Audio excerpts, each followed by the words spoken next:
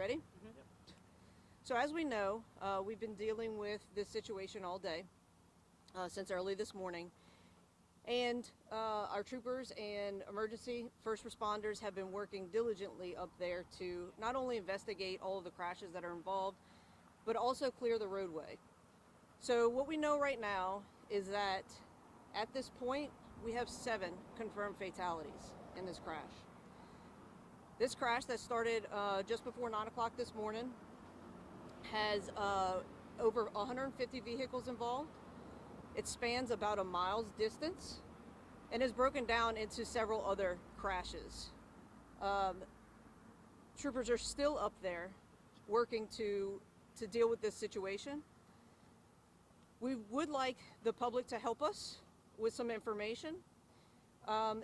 If you were a witness to this crash or involved in this crash, you are encouraged to contact Louisiana State Police Troop B at Troop B, T-R-O-O-P, the letter B, at la.gov by email.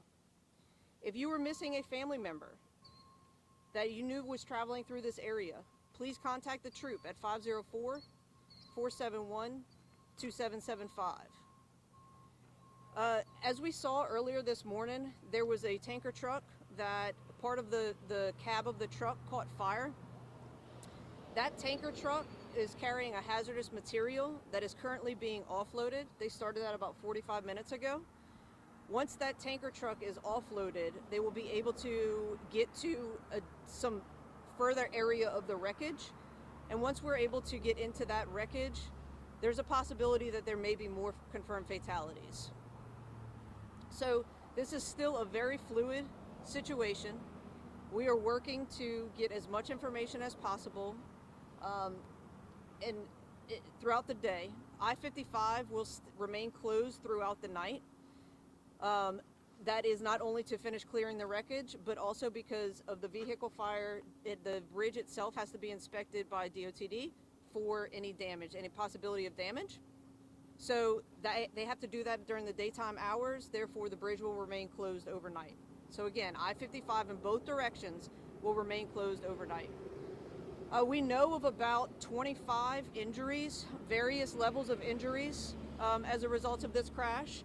That's not necessarily all of the injuries, because there were several people that took themselves to the hospital. And that's part of the reason why we're asking for information from those involved that were possibly bussed off of this area and weren't able to get the information to a trooper. We're now looking for some of that information. So again, if you were involved in this crash or a witness to this crash or have any other additional information, please contact Troop B by email at troopb, T-R-O-O-P-B, at la.gov. Talk about what kind of work is going to be going on overnight now? So the wreckage will continue to be cleared through the night. As we said, they expected the offloading of the material to last about an hour and a half. Once that is done, there's still a good bit of wreckage that needs to be cleared. After that's cleared, we're at a standstill until DOTD can evaluate any damage to the bridge. All the drivers are currently off. They've been taken off the road. All of the drivers are off of the bridge. That's correct. Right. Any other questions? What was the longest somebody had to stay up there before they could actually get? I don't know offhand. Mid-afternoon, easily? Yes, I would say into the mid-afternoon, yeah. Thank you. Alrighty.